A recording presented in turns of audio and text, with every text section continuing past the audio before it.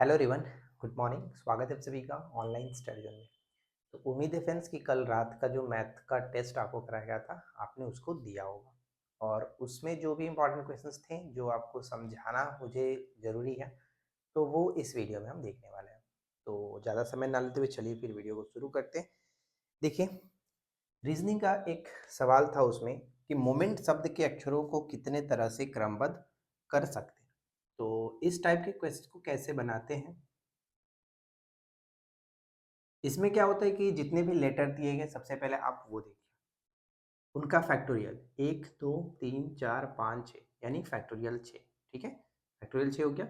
और हम नीचे में वो रखते हैं जो लेटर रिपीटेड रहता है, जैसे कि कितने लेटर रिपीटेड है, दो, एक, और यहाँ पे m दो बार आ रहा है, तो हम जितने भी लेटर रिपीटेड रहता है उतना फैक्टोरियल से डिवाइड कर देते हैं।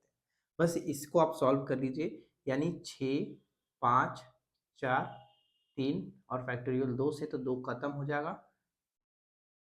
तो बस देखिए, फैक्टोरियल को तोड़ने का क्या मतलब होता है, जितना भी फैक्टोरियल कहता है उसका मतलब कि उतना पीछे से उसको गुना करते चलिए। यानी जैसे 6 कह रहा है तो 6 5 4 3 2 1, 8 कह रहा है तो 8 7 6 5, इस तरह से गुना होता है।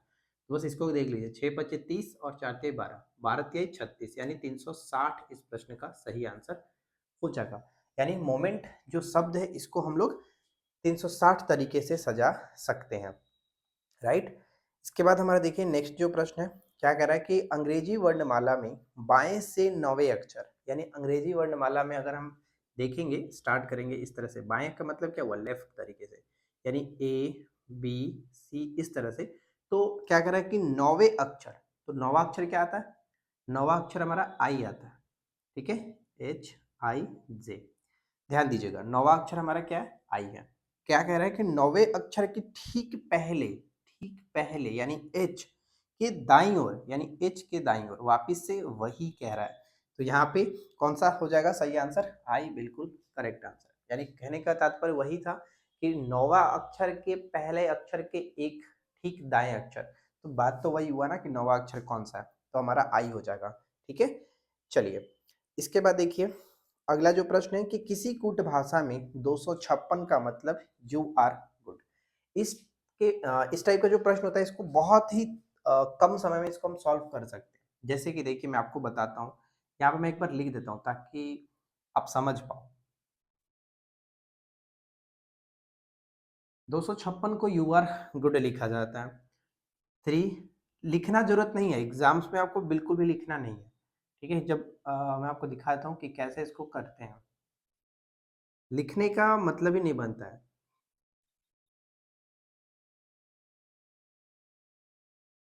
गुड एंड बैड, ठीक है।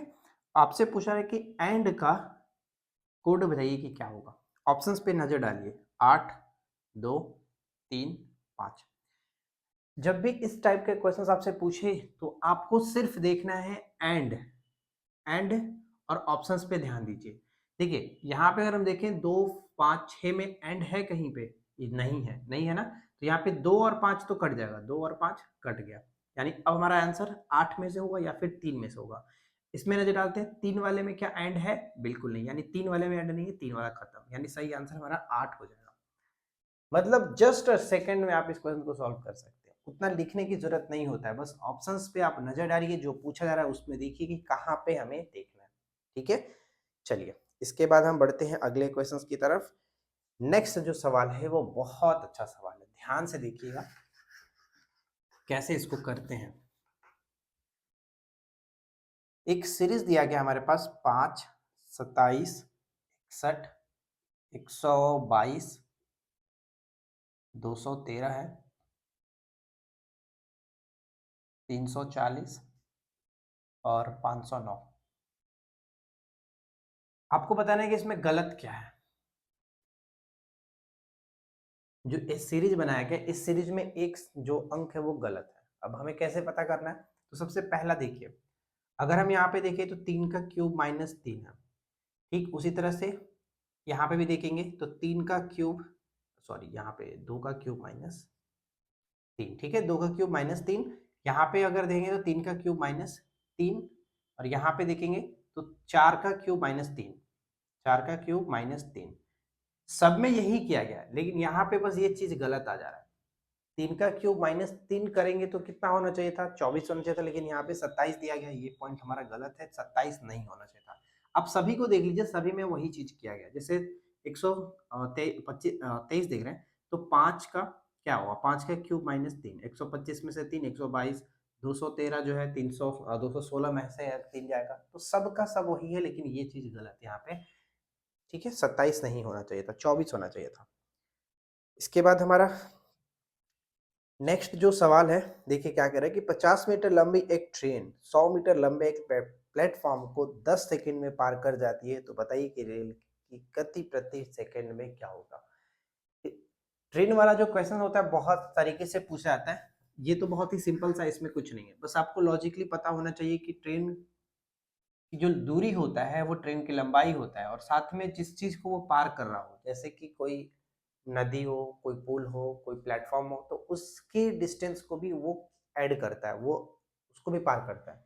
लेकिन कोई खंबा हो, कोई व्यक्ति हो जिसकी लंबाई मतलब नगण्य हो, तो उसमें वो नहीं काउंट होता है। ठीक है, ये चीज ध्यान रखना। तो हम यहाँ पे क्या कह सकते हैं कि हमें चाल निकालना है, यानी चाल बराबर होता है क्या, दूरी बटे समय। तो टोटल डिस्टेंस हो कितना जाएगा, 50 मीटर ट्रेन की लंबाई है और 100 मीटर की प्लेटफॉर्म को पार कर रहे हैं, यानी टोटल 150 मीटर। 150 मीटर को किस स्पीड से, समय बराबर दूरी बटे चाल, चाल बराबर दूरी बटे समय, तो समय बराबर दूरी बटे चाल भी कर सकते थे। तो समय यहाँ पे हमारे पास 10 दिया गया, तो 10 दिया गया, तो यानी कितना, 15 मीटर पर सेकेंड। ठीक है, 15 मीटर पर सेकेंड, बिल्कुल आसान तरीके से निकाल सकते हैं, एकदम सिंपल सा था, इसे बताने की जरूरत नहीं थी मुझे, लेकिन फिर भी मैंने आपको बस ये छोटा सा तरीका एक बता दिया है। ध्यान दीजिएगा कि ट्रेन की लंबाई किसको किसको माना जाता है। अब अगला जो सवाल है, ये बहुत अच्छा सवाल है कि 8 व्यक्तियों के औसत उम्र में 2 वर्ष की वृद्धि हो जाती है जब 21 वर्ष और 23 वर्ष उम्र के 2 व्यक्ति के स्थान पर 2 नए व्यक्ति शामिल किए जाते हैं। तो आपको बताना है कि 2 नए व्यक्तियों की औसत उम्र क्या होगी। देखिए 8 व्यक्ति थे, तो मान लेते कि 8 का जो टोटल, मतलब 8 व्यक्तियों का औसत x होगा, तो हम टोटल ले लेते हैं 8x। ठीक है, 8x हो गया टोटल। अब इसमें से क्या होता है कि 2 व्यक्ति चले जाते हैं, यानी 21 वर्ष का एक चला गया, एक 23 वर्ष का चला गया, लेकिन इनके स्थान पर 2 नए व्यक्ति भी आते हैं, ए और बी। अब टोटल का औसत हम मान लेते हैं हो गया 8, क्योंकि क्वेश्चंस में तो कह रहा है ना कि औसत उम्र में 2 वर्ष की वृद्धि होती है, यानी औसत जो इनका x था उसमें 2 की वृद्धि हो जाती है जब 2 नए व्यक्ति आ जाते हैं। ठीक है, समझ में आया। टोटल हमने माना कि टोटल व्यक्तियों की जो आयु होगी वो 8x है, उसमें से 2 व्यक्ति चले गए 21 और 23 वर्ष के, और उनके स्थान पर 2 नए व्यक्ति ए और बी को मैंने ऐड कर दिया। टोटल का औसत हमने 8 कर दिया, बट्टे में 8।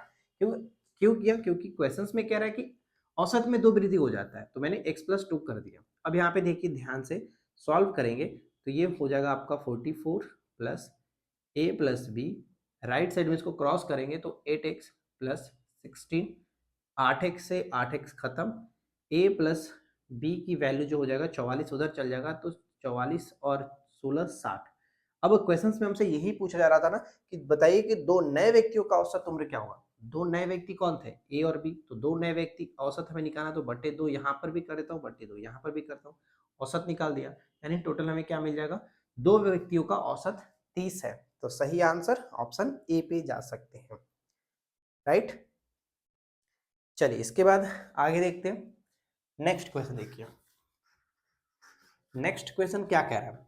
अगला प्रश्न है कि एक लड़का 35 मीटर भुजा वाले एक वर्गाकार मैदान के चारों ओर एक चक्कर लेने में, ध्यान दीजिएगा वर्गाकार मैदान है, ठीक है, और कितना है, भुजा 35 मीटर है, तो आपको पता है ना कि अगर वर्गाकार मैदान के चारों ओर चक्कर लगाना है तो वो परिधि पर चक्कर लगाएगा। तो परिधि क्या होता है, वर्ग का परिधि 4 गुने भुजा, तो हम यहाँ पे ये कह सकते हैं 4 कर लेता हूँ, यानी 140 मीटर उसको टोटल डिस्टेंस कवर करना है। ठीक है, 140 मीटर का डिस्टेंस। तो आपको ये बताना है कि एक चारों ओर एक चक्कर लेने में, एक चक्कर लेगा तो वो एक परिधि हुआ, एक चक्कर में कितना समय लगेगा, समय बराबर क्या हुआ, दूरी बटे चाल। तो समय बराबर दूरी हमारा 140 मीटर है, चाल क्या है, चाल 9 किलोमीटर प्रति घंटा है, लेकिन प्रति घंटा को हम लोग किलोमीटर प्रति घंटा को मीटर पर सेकंड में चेंज करेंगे, तो क्या करते हैं 5/18 से गुना कर देंगे। तो मैं 5/18 से करूंगा तो 18 ऊपर चला जाएगा, ये चीज समझ में आना, थर्ड बटा ऊपर में। तो 9 दूनी की 18, 5 दूनी की 10, यानी 14 चौका कितना 56 सेकंड का समय उसको लगेगा। ठीक है, 56 सेकंड का समय लगेगा उसको टोटल एक चक्कर लगाने में, यानी ऑप्शन डी हो जाएगा सही आंसर। नेक्स्ट आता है कि यदि किसी वस्तु का क्रय मूल्य उसके विक्रय मूल्य का 80% है, ध्यान दीजिएगा, सिंपल सा क्वेश्चन है। क्वेश्चन कह रहा है सीपी और एसपी। क्वेश्चन ये कह रहा है कि किसी वस्तु का क्रय मूल्य उसके विक्रय मूल्य का 80% है, तो यानी हम मानते हैं कि विक्रय मूल्य हमारा 100 रुपए रहा होगा, तो क्रय मूल्य इसका 80%, यानी 80% मतलब 80 रुपया। ठीक है, एसपी अगर 100 रुपया है तो उसका क्रय मूल्य 80 रुपया होगा, क्योंकि क्वेश्चन ऑलरेडी कह रहा है ना कि किसी वस्तु का क्रय मूल्य उसके विक्रय मूल्य का 80% है। तो अब ये बताना है हमें प्रॉफिट परसेंट, बताइए क्या होगा। तो प्रॉफिट परसेंट क्या होगा, यानी 80 रुपए में कोई वस्तु मैंने खरीदा था, 100 रुपए मैंने बेच रहा, तो 20% का प्रॉफिट, 20 बटे में क्या होगा, 20 बटे क्रय मूल्य 100, क्रय मूल्य मतलब 80 और गुने 100, तो 20 चौका 80 और 25 चौका 100, 25% का प्रॉफिट हमें हो जाएगा। ध्यान देना रहता है ये चीज, क्रय मूल्य हमेशा नीचे होता है, क्योंकि प्रॉफिट परसेंट का जो फॉर्मूला होता है लाभ बटे क्रय मूल्य गुने 100। इसके बाद देखिए रीजनिंग का एक और सवाल है हमारे पास, ये भी अच्छा सवाल है। मैं हमेशा बोलता हूँ कि वीडियो को सबसे पहले रोकिए, उसके बाद खुद से करिए। 9 गुने 7 बराबर 32 लिखा गया है, 13 गुने 7 बराबर 120 लिखा गया है, 17 गुने 9 बराबर 208 है, तो आपसे पूछा है कि 19 गुने 11 बराबर, बताइए क्या होगा। तो सबसे पहले कंडीशन देखना होगा। अगर हम देखें पहले वाले कंडीशन में तो क्या कह रहा है कि 9 गुने 7, यानी 9 प्लस 7 करते तो 9 7 16, 16 गुने 2 बराबर 32 आ जाएगा। तो क्या ये पॉसिबल है, दोनों को जोड़ने के बाद 2 से गुना, तो 13 और 7 20, 20 में 2 से गुना करूंगा तो 120 तो आएगा नहीं, तो फिर ये तो हमारा लॉजिक गलत हो जाएगा। अब देखते हैं क्या कर सकते हैं।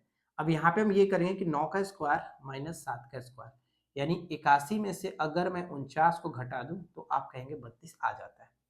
ठीक उसी तरह से अगर 13 का स्क्वायर करता हूँ 169 में से 7 का स्क्वायर, तो 49 घटेगा तो 120 आराम से आ जाता है। तो समझ में आ गया कि लॉजिक क्या है। तो यहाँ पर भी वही करेंगे कि 19 का स्क्वायर माइनस 11 का स्क्वायर, 19 का स्क्वायर 361, 11 का 121, यानी 0 4, और ये आपका हो जाता है 2, 240 सही आंसर, जो कि ऑप्शन हम सी में देख सकते हैं। राइट, तो ये था हमारे पास।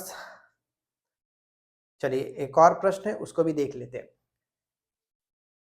एक और प्रश्न हमारे पास है, उम्मीद है कि आप लोगों को क्वेश्चन अच्छे लग रहे होंगे। क्वेश्चन बहुत ही सिंपल सा भी लेकर के चल रहे हैं, क्योंकि शुरुआत है तो शुरुआत के साथ ही टफ नहीं कर सकते, धीरे धीरे बढ़ेंगे। एक वर्ष में 50,000 रुपए बढ़कर के 57,000 हो जाता है, तो बताना है कि तदनुसार 5 वर्ष बाद उसी साधारण ब्याज की दर से बताइए कि 70,000 कितना हो जाएगा। तो देखिए सबसे पहले हम यहाँ पे ये कर लेते हैं कि मान लीजिए हमारा मूलधन 50,000 था और 70,000 हो जाता है, तो हमारा सिंपल इंटरेस्ट कितना हो जाएगा यहाँ पे, जो कि 7,000 रुपये। ठीक है, समझ में आया ना कि मूलधन 50,000 था और वो अमाउंट हो जाता है 57,000, तो 7,000 यहाँ से हम आसानी से निकाल सकते हैं, क्योंकि आपको पता ही है ये चीज कि SI बराबर जो होता है वो A माइनस पी होता है। ठीक है, अमाउंट माइनस प्रिंसिपल, तो 7,000 निकल गया। अब हमें रेट निकालना है, तो अगर हम निकाल लें यहाँ से SI बराबर P इंटू PRT/100 करते हैं, तो P हमारे पास मान लेते हैं कि 50,000 था, R हमें निकालना है, T हमने 1 वर्ष लिया है, क्वेश्चन में मेंशन है, और 100 ये हो गया। तो देखिए 3 जीरो से 3 जीरो यहाँ पे खत्म, 50 दूनी की 100, यानी R की वैल्यू क्रॉस करेंगे तो 7 दूनी की 14%। ठीक है, रेट निकल गया। अब प्रश्न में ये कह रहा है कि बताइए कि तदनुसार 5 वर्षों बाद उसी साधारण ब्याज से, यानी जो रेट था, रेट यही साधारण ब्याज की दर से 70,000 कितना हो जाएगा। तो 70,000 14% के रेट से 5 वर्ष में कितना हो जाएगा। डबल जीरो से डबल जीरो खत्म, 14 पच्चीस 70, 70 70 को यहाँ से गुना करेंगे तो 49, और 2 जीरो और एक 3 जीरो यहाँ पे हो जाएगा। ठीक है, 3 जीरो क्लियर। तो ये चीज हमारा क्या हुआ, ये हमारा निकल गया जो कि SI। ठीक है, SI निकल गया, और हमें अमाउंट निकालना है, तो अमाउंट बराबर P प्लस SI कर लेंगे। तो P कितना था 70,000, तो 70,000 प्लस 49,000 को आप इसमें ऐड कर दो, तो 3 जीरो तो ये आपका होगा ही ऐड, ठीक है। और 9 हो गया, 7 4 11 हो गया, यानी सही आंसर आपका हो जाएगा ये 1,19,000। सही आंसर ऑप्शन बी पे जा सकते हैं, ठीक है। तो देखिए ज़्यादा कुछ नहीं था इस क्वेश्चन में, बस थोड़ा सा फार्मूला लगाना था। फार्मूला आपको याद ही होगा, ऐसा कुछ बड़ी बात नहीं है। तो हम लोग धीरे धीरे सब टाइप के क्वेश्चन देखेंगे और आपको जिस तरह के एग्जाम्स में क्वेश्चन आते हैं उस तरह के कराने की पूरी कोशिश की जाएगी। वीडियो पसंद आया हो तो लाइक एंड शेयर करिए, चैनल पर पहली बार है सब्सक्राइब कर लीजिए। और टेस्ट में अगर आपको जुड़ना है तो टेस्ट में आप हमारे जो पेड कोर्स का ये पेड बैच चल रहा है, आप उसमें जुड़ना चाहें तो जुड़ सकते हैं। बस आज की इस वीडियो में इतना ही, मिलते हैं नेक्स्ट क्लास में। Thanks for watching.